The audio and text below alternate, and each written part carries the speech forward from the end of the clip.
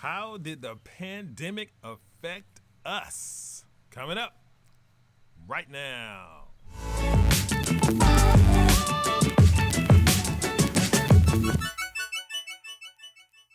Hey guys, this is Heath and Tracy. Hi, loves.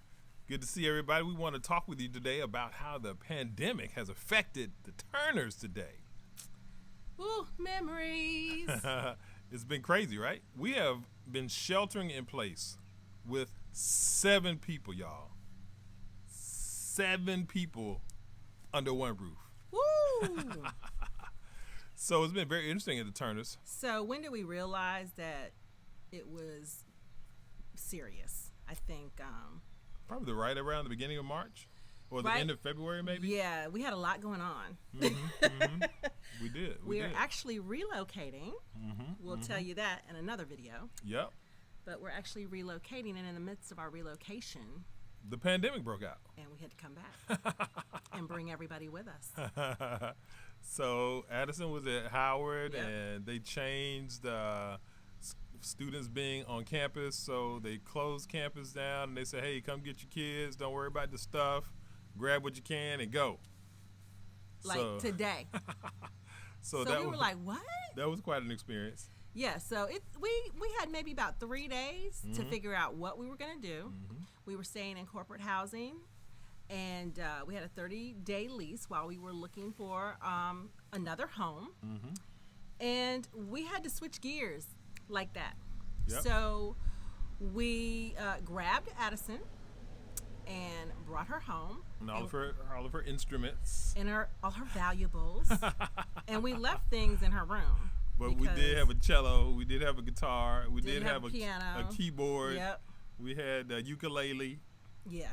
and we had a lot of clothes. Yeah. So we brought all of that back to North Carolina. And then, We had another daughter that was like, "Yeah, I think I'm gonna come home." So we had to go back to our corporate apartment, close that out because the 30 days was ending at this point. And then we brought our other daughter back. that was like a Whirlwind. fire drill. Yeah. It was stressful. Yeah, so we had to think about our family, where our family was, each location of each family member, and then we had to figure out, well, what's the best place to be secure, and where does everybody fit, and that's our current home. Yeah, so that was a big process, right? So you had Yeah. to think about what's most important to you. Yep. Family, make sure everybody's safe, make sure everybody's healthy.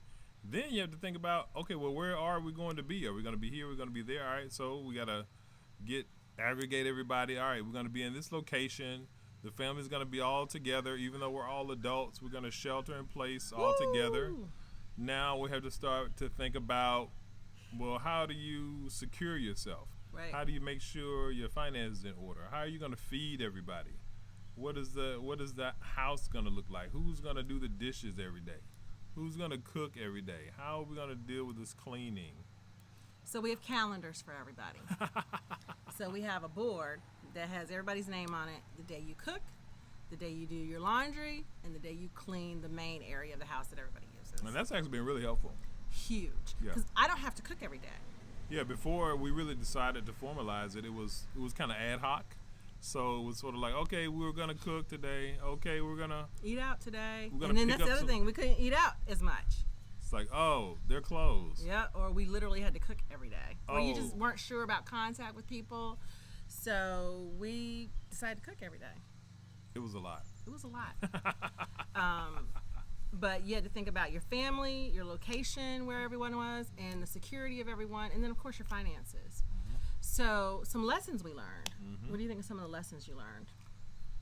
Well, there's a recurring theme with us, and our mantra is, if we're okay, then they're okay.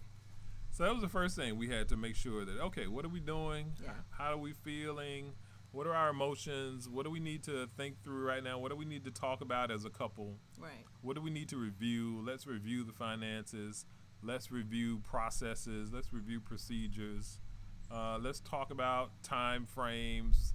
Let's talk about the knowns versus the unknowns. And you have to sort of sort all of those things out and really understand what's going to work best for you as a couple and then those other things will filter down And it falls into place. through the rest of the family. Yeah, it really falls into place when we figure out Yep. that we're okay. Everything else kind of falls into place. Yeah.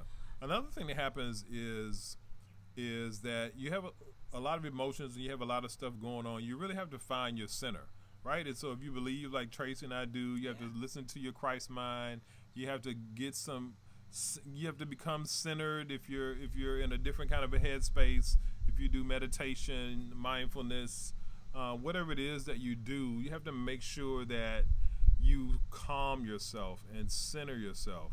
Remember what's important, and that's going to lead you to better, more sound, wise decisions. Yeah, you have to take a moment to listen.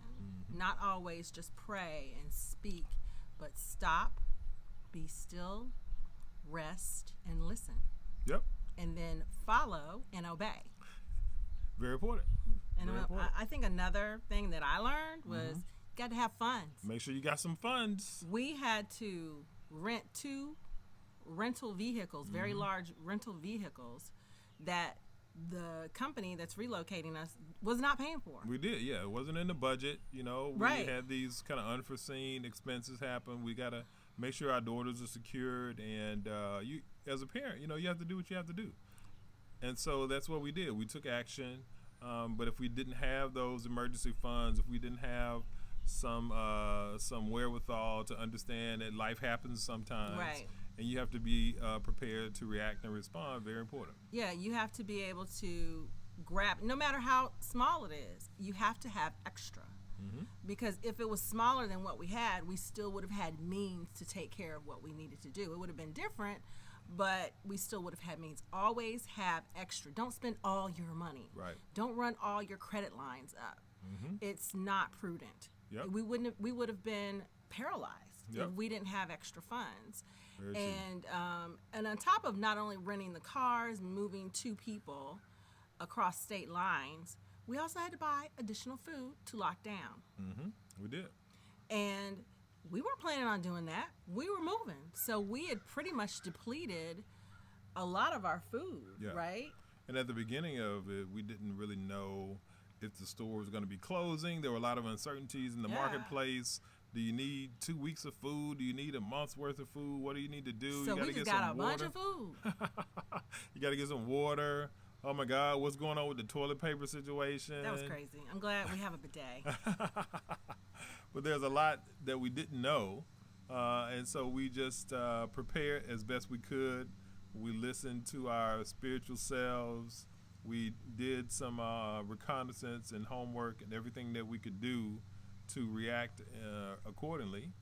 And here we are. So if you like what you heard today and you want to check out more, don't forget to check heathandtracy.com. That's how we got through. How are you getting through? Yeah, drop us a comment, guys. Let us know in the comments. Let us know how you're navigating this situation. Any kind of best practices that you can share with other folks, people that want to know what's happening. Don't forget our lessons. Make sure that you're okay. If you're okay, they're okay. 2, listen to your Christ mind. Center yourself. Be mindful. Meditate. Have some quiet time so that you can know how to react and respond to these situations. And 3, don't spend all your money. Emergency funds, baby. Save some money for emergencies. Very important. Yep. Don't forget. Stay connected, guys. Stay connected to God. Stay connected to your family. And stay